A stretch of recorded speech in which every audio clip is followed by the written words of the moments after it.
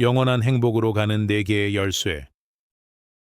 육부, 욕구의 진화. 이 강좌는 평생 동안 행복하게 사는 비밀을 알려드립니다. 뿐만 아니라 우울증부터 각종 성인병까지 몸과 마음을 근본적으로 치유할 수 있습니다. 나는 사랑을 주려고 연애를 하는가? 2. 역술인이 뽑은 최고의 사주. 사주에 대해서 여쭤봐도 되나요? 어떤 사주가 좋은 사주일까요? 한 달이 건너서 아는 사람 중에 사주 공부를 많이 한 사람이 있습니다. 주변 사람들의 사주풀이 해주는 걸 보면 제법 실력도 상당한 것 같더군요. 그분이 말하기를 최고의 사주는 이건희 회장이 아니라 스티브 잡스 같은 인생이라고 합니다.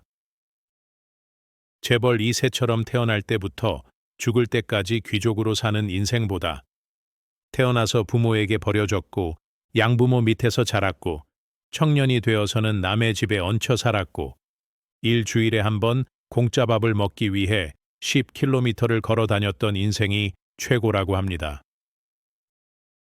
그 이유는 발전에 있습니다. 시간이 흘러도 환경이 동일하면 사람은 만족감을 느끼지 못하고 지루해합니다. 스스로 노력해서 원하는 꿈을 이룩하고 그 결과로 더 높은 곳으로 올라섰을 때에 비로소 사람은 행복을 느낍니다. 태어나서 죽을 때까지 계속해서 발전하는 인생은 태어나서 죽을 때까지 계속해서 행복한 인생입니다. 태어나서 죽을 때까지 계속해서 풍족한 인생은 태어나서 죽을 때까지 계속해서 지루한 인생입니다. 처음부터 모든 것이 갖추어져 있는 사람은 자신이 행복하다는 사실을 인식하지 못합니다. 남이 나에게 필요한 것들을 모두 제공해 준다면 그것이 고맙지도 않고 받아도 만족스럽지 못합니다. 쉽게 얻은 것에는 도박이나 복권처럼 소중함을 느끼지 못하기 때문입니다. 인생의 기쁨은 많이 소유하는 풍요로움에 있지 않습니다. 원하는 것을 스스로 만들어낼 때 행복이 옵니다. 본인이 현재 가장 밑바닥에 있다고 느껴진다면 미리 기뻐하십시오. 이제 위로 올라갈 일만 남았으니까요. 창조와 사랑. 어떻게 사는 것이 올바른 인생일까요? 인생의 목적이 있다고 생각하시나요? 하나님은 자신의 형상대로 인간을 창조하셨습니다. 신의 형상은 두 가지로 요약될 수 있습니다. 1. 창조, 2. 사랑. 창세기 1장 27절. 하나님이 자기 형상, 곧 하나님의 형상대로 사람을 창조하시되 남자와 여자를 창조하시고 우리가 이 땅에서 수행해야 하는 사명도 신의 본 모습인 창조와 사랑을 실천하는 일입니다. 그리고 창조와 사랑은 함께 공존해야 합니다. 예를 들어서 발명품을 새로 만들었는데 사랑이 담겨 있지 않다면 총이나 칼 같은 무기가 되어버립니다. 그리고 사랑을 베풀 때는 상대방이 성장하도록 신경 써야 합니다. 힘들어하는 사람에게 위로만 해주면 당장은 기분이 좋지만 그 상황에 안주하게 되어서 발전이 없습니다. 미래를 생각하지 않고 당장 상대방이 필요한 것들을 채워주면 그 사람은 계속 나에게 의지하게 됩니다. 이것은 진정으로 상대방을 위한 행동이 아닙니다. 그래서 배고픈 사람에게 물고기 대신에 낚시를 하는 방법을 가르쳐 주어야 합니다. 병에 걸린 사람에게는 스스로 병을 치료할 수 있는 방법을 가르쳐 주는 것이 최선입니다. 그것이 진정한 신의 사랑입니다. 인생의 목적 1. 좀 더 구체적으로 인생의 목적에 대해서 설명해 주실 수 있나요? 사람은 저마다 각기 다른 인생을 살았고 저마다 서로 다른 인생의 목적이 있으리라 믿습니다. 저는 오랜 생각 끝에 보편적인 인생의 목적에 대해서 이런 결론을 내렸습니다. 인생의 목적이란 자신이 하고 싶은 일을 발견해서 그 일을 맘껏 즐기는 것입니다. 인생의 목적은 행복해지는 것입니다. 그리고 자신의 적성에 맞는 직업이 바로 인생 최고의 행복입니다. 그 이유는 우리가 자신의 역할에 충실할 때 행복을 느끼게 되며 우리의 역할은 신의 대변자, 즉 창조자이기 때문입니다. 우리 모두는 과거의 신의 자녀였고 지금도 여전히 창조자입니다. 신의 자녀가 육신이라는 옷을 입고 이 세상으로 온 이유는 다음과 같습니다. 내가 신의 대변자라는 것을 체험으로 알기 위해서. 출처, 신과 나눈 이야기. 그렇습니다. 우리는 모두가 신의 대변자이고 그것을 직접 체험하기 위해서 이곳에 왔습니다. 그렇기 때문에 내가 무언가를 만들어낼 때 창조자의 역할에 충실하게 되고 그 순간 최고의 기쁨을 맛보게 됩니다. 사람은 저마다 타고난 특성과 후천적인 경험에 의해서 서로 다른 취향을 가집니다. 자신이 가장 좋아하는 직업이나 취미를 찾아서 거기에 심취한다면 인생이 축복으로 느껴질 것입니다. 제 말이 믿기지 않는다면 자신의 과거를 되돌아보십시오. 그리고 이제까지 살아오면서 가장 행복했던 순간을 떠올려 보십시오. 여러분은 언제 가장 행복했습니까? 남이 만들어준 맛있는 음식을 먹거나 다른 사람이 만들어 놓은 예술품을 구경할 때가 가장 즐거웠습니까? 저는 그렇지 않았습니다. 저는 스스로 뭔가를 이루어냈을 때 최고의 희열을 느꼈습니다. 여러분도 그렇지 않았습니까? 인생의 목적 2. 적성에 맞는 직업이 인생 최고의 행복인 이유는 우리 모두는 예술가이자 창조자이기 때문입니다. 참고로 여기서 말하는 직업은 돈을 많이 벌거나 사회적인 성공을 의미하지는 않습니다. 식물을 좋아하는 사람은 조그만 밭에서 꽃을 키워서 팔 수도 있습니다. 장신구를 좋아하는 사람은 직접 만든 액세서리를 시장에서 팔면 됩니다. 맛있는 음식을 좋아하는 사람은 맛집 소개책 혹은 요리책을 출판할 수도 있습니다. 여행을 좋아하는 사람은 여행지를 촬영해서 틱톡 혹은 유튜브에 업로드할 수도 있습니다. 많은 돈을 벌지는 못하더라도 생계를 유지할 수만 있으면 그걸로 족합니다. 인생이 행복하기 때문에 유흥에 많은 돈이 필요하지 않기 때문입니다. 좋아하는 취미 생활을 하면서 그것으로 돈도 버는 개념으로 생각하면 되겠습니다. 사랑보다 직업이 더 인생에서 중요한가요? 인생에는 다양한 요소들이 있고 사람마다 여러 가지 목적이 있을 수 있습니다. 많은 사람들이 사랑할 때 가장 행복하다라고 하실 겁니다. 저도 거기에 동의합니다. 신의 본 모습은 사랑 그 자체이기 때문입니다. 제가 사랑보다 직업을 더 강조하는 이유는 직업이 사랑보다 더 중요하기 때문은 아닙니다. 직업이 먼저 충족되어야 진실한 사랑을 할 수 있기 때문입니다. 옛말에 수신제가 한 이후에 치국평천하 할 수 있다고 하였습니다. 출처, 대학. 스스로 자신을 돌볼 수 있는 사람이 다른 사람도 도와줄 수 있습니다. 아기는 부모에게 큰 기쁨을 주지만 다른 사람을 도와주지는 못합니다. 성장한 이후에 자신을 돌보고 부모를 부양하고 새로운 가정을 만들어 갑니다. 요즘은 물질적으로 풍요로운 세상이지만 행복 지수는 바닥을 헤매고 있습니다. 가정이 행복하지 않기 때문입니다. 청춘 남녀가 만나면 행복하지만 그 행복은 오래가지 못합니다. 결혼하기 전에는 너 없이는 못 살아였다가 결혼하고 나면 너 때문에 못 살아로 바뀝니다. 서로에게 사랑을 주기보다 상대방에게 사랑을 원하기 때문입니다. 이것은 사랑이 아니라 전쟁입니다. 서로에게 사랑을 주지 못하는 이유는 본인이 행복하지 않기 때문입니다. 이것을 명심하시기 바랍니다. 혼자 있을 때 행복한 사람이 다른 사람들과 잘 지낼 수 있습니다. 몸과 마음이 건강하고 스스로 만족하는 직업을 가진 사람은 행복합니다. 그리고 행복한 사람이 진정한 사랑을 할 수 있습니다. 받는 사랑도 행복하지만 오래가지 못합니다.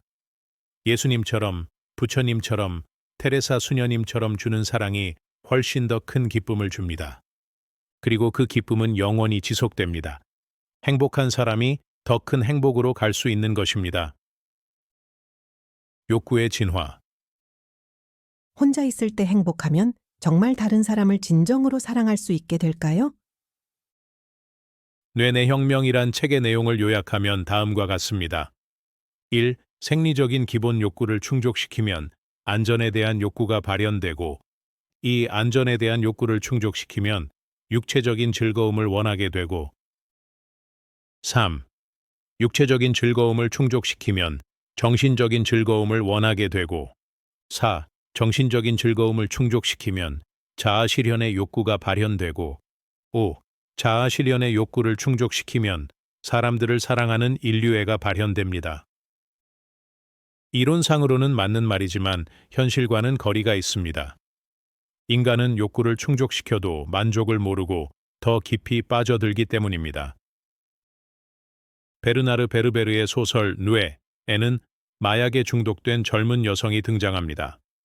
도파민 분비 기관이 망가져서 헤로인 이외에는 어떠한 방법으로도 즐거움을 느끼지 못하는 상태가 되었고 늘 우울했습니다. 스스로의 의지로는 헤로인을 끊을 수가 없어서 최후의 방법을 선택했습니다. 뇌수술로 도파민을 분비하는 뇌세포를 절제한 것입니다. 이제는 헤로인으로도 기쁨을 느낄 수 없게 되었습니다. 이것이 마약을 끊을 수 있는 유일한 방법입니다. 낮은 수준의 욕구를 충족시켰을 때 더 높은 수준의 욕구가 발현되면 좋겠지만 현실에서는 오히려 중독에 빠지게 됩니다. 그렇다면 이 딜레마를 어떻게 해결할 수 있을까요? 제가 내린 결론은 이것입니다. 현재 자신의 수준에 맞는 욕구를 충족시키되 조건이 있습니다. 건강을 해치지 않는 범위 안에서 즐기는 것입니다. 1. 중독에서 벗어나기 힘든 이유는 몸이 건강하지 않기 때문입니다. 우울증 환자가 쉽게 중독에 빠지는 이유도 몸이 건강하지 않기 때문입니다. 몸이 건강하면 외부 요인에 의존하지 않아도 늘 행복합니다. 몸이 건강하면 중독에 빠지더라도 쉽게 빠져나올 수 있습니다. 담배나 마약은 백해무익합니다. 건강에 해로운 중독 요소는 아예 시작하지 않는 것이 최선입니다. 한 주에 한두 번 한 잔의 포도주는 마셔도 괜찮습니다. 그 이상의 알코올은 건강에 해롭습니다. 유흥은 건강을 해치지 않는 범위 안에서 즐겨야 합니다. 다른 사람을 위해서가 아니라 본인 자신을 위해서. 도파민 의존에서 벗어나기 위해서 강한 자극을 멀리해야 합니다. 게임, 연애, 성인 동영상이 주는 기쁨은 도파민 호르몬 때문이며 도파민도 중독됩니다. 몸이 스스로 만들어내는 호르몬이지만 시간이 지날수록 더 강한 자극을 원하게 되고 금단 증상도 따라옵니다. 2. 중독의 노예가 되지 않고 영원히 행복하기 위해서는 도파민이 아니라 세로토닌에 의존해야 합니다. 세로토닌이 분비되는 상황은 다음과 같습니다.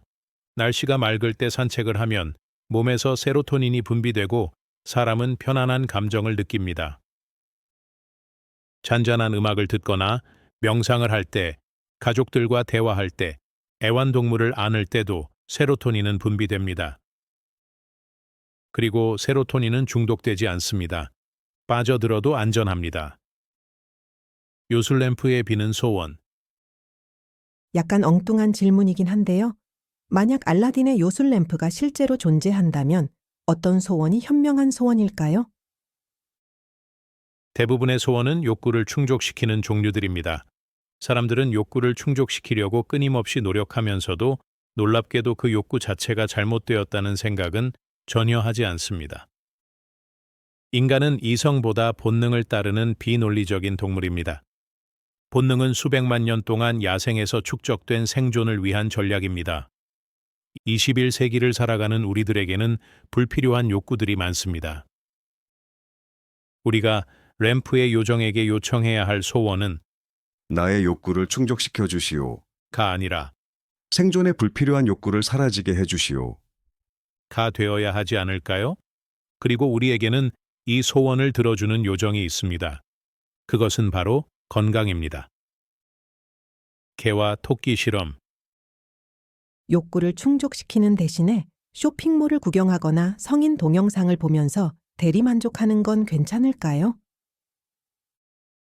미국의 한 의사는 욕망과 질병의 연관성을 파악하기 위해서 개와 토끼를 대상으로 실험을 진행하였습니다.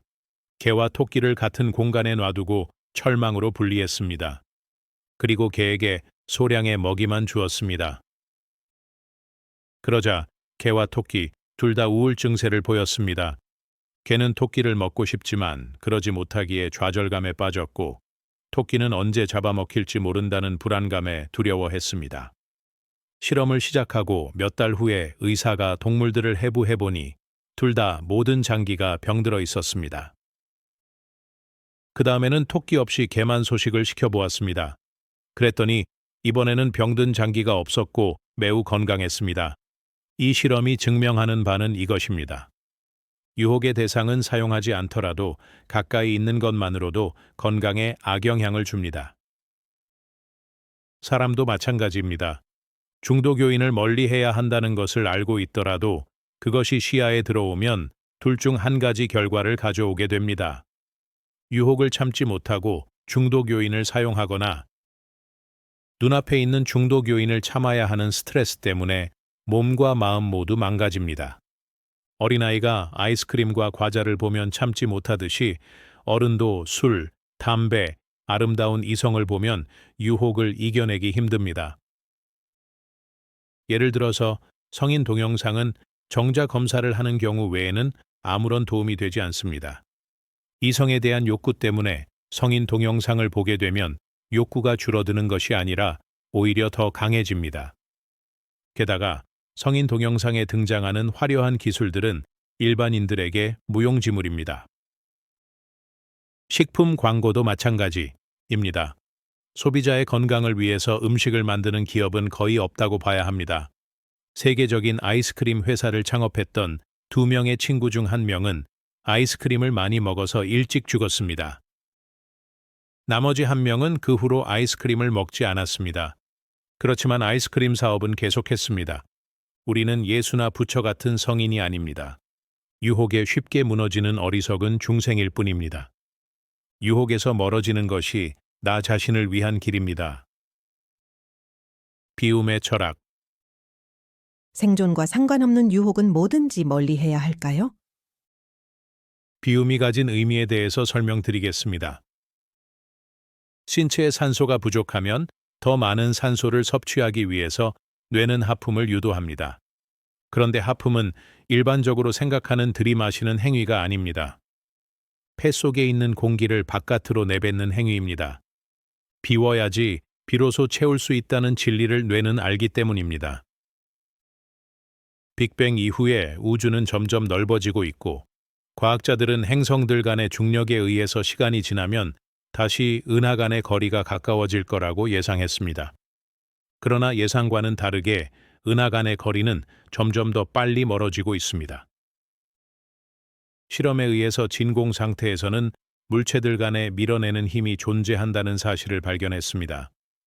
진공 속에는 보이지 않는 엄청난 에너지가 존재한다는 것이 입증되었습니다. 이것을 암흑 에너지라고 부릅니다. 비운 다음에 채워야 할 필요는 없습니다. 비우는 것 자체가 큰 힘을 줍니다. 요즘은 어린 학생들도 안경을 많이 씁니다. 대부분의 사람들이 하루 종일 컴퓨터, 스마트폰을 들여다보니 자세도 안 좋고 척추에 무리가 많이 갑니다. 몽골인들의 평균 시력은 3.0입니다. 문명화된 사회에서는 찾아보기 어려운 수치이지요. 이유는 단순합니다. 눈에 좋은 약을 먹기 때문이 아니라 시력을 해치는 요소들이 존재하지 않기 때문입니다. 빌딩 숲 대신에 푸른 초원이 끝없이 펼쳐져 있고 스마트폰, 컴퓨터, TV도 없습니다. 무언가 한 가지를 얻으려면 다른 한 가지를 포기해야 하는 것이 세상의 법칙입니다.